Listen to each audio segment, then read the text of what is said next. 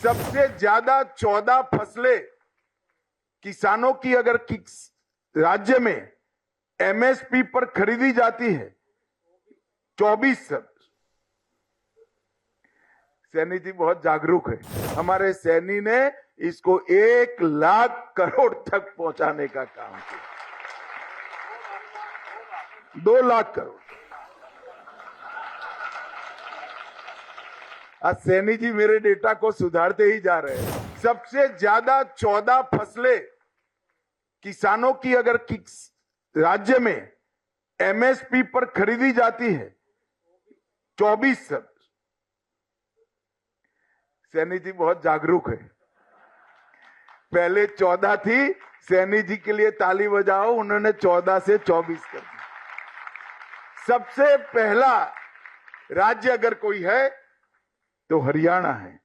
लाल डोरे के भीतर मालिकाना हक अगर पूरे देश में सबसे पहले किसी ने दिया तो हरियाणा ने दिया। एक भी सरपंच अनपढ़ न हो ऐसा कोई राज्य है तो हमारा हरियाणा है।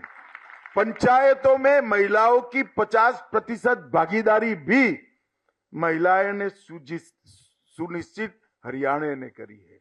हर एक घर में नल से फ्लोराइड विहीन शुद्ध जल भी हरियाणा ने पहुंचाया है।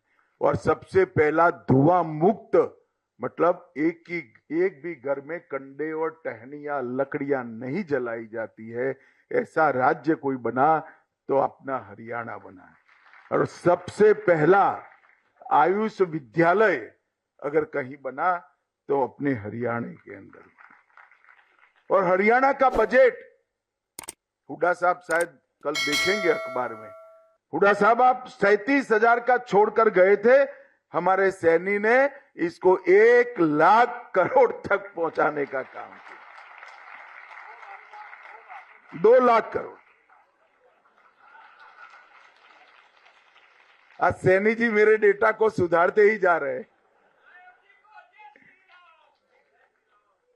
इसका मतलब कि आप जीडीपी भी बढ़ा रहे हो, जनता की सुख सुविधा भी बढ़ा रहे हो, गरीबों को भी आगे लाने का काम कर रहे हो और इंफ्रास्ट्रक्चर भी बना रहे हो। ढेर सारे काम है, आज विषय नहीं है इंफ्रास्ट्रक्चर पर बोलने का, परंतु मैं 2 आंकड़े जरूर देना चाहता हूं।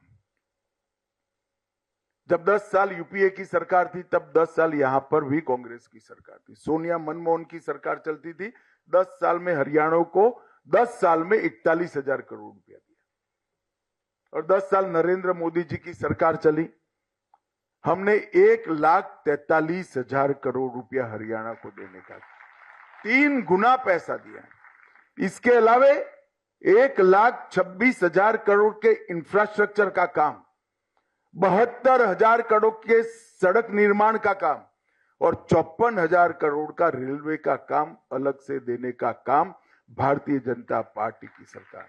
इसमें मैं एयरपोर्ट, मेडिकल कॉलेज, ढेर सारी योजनाएं और गरीब कल्याण की योजनाएं मैं नहीं